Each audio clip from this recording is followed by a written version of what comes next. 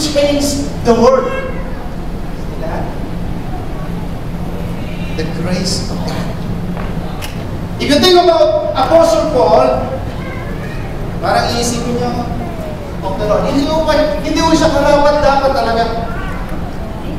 There is a man, atong si Saul, na kinatatakutan mo ng maraming Christian at ginagawa. Tinanong niyo na ba sa inyong mga sarili, pwede ba talagang gamitin ako ng Panginoon sa kanyang ministeryo? Every time I read the story ho na binasa ho ni Aaron. It was really good. I was really blessed with the preaching. God wants to use us if we are willing to be used by God. I love the praise and worship. This not because I lead the praise and worship, but I really felt the presence of God. Even though hindi ako yung mag-lead noon, pero I felt the Spirit of God flowing kanina.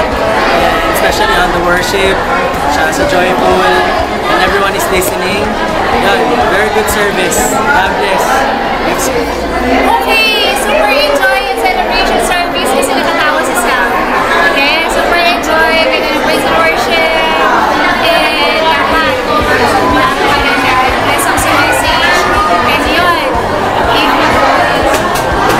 If the Lord can use anything, the Lord can use.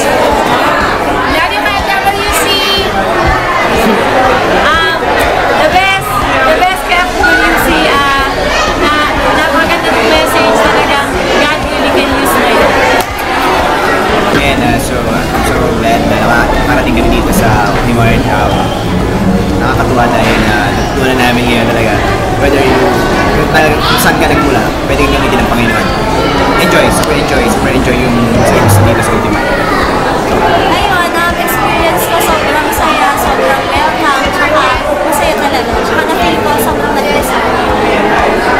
Maganda service ngayong umaga kasi nakita natin marami na ako sa ating kumpleto. Tsaka isa pa, maganda message ng ating Juan. Maganda kanilang mga gawain. Salamat sa frontline. Kami lang nakarating lagi kami darating lagi sa mga kalkad at linggo. Salamat.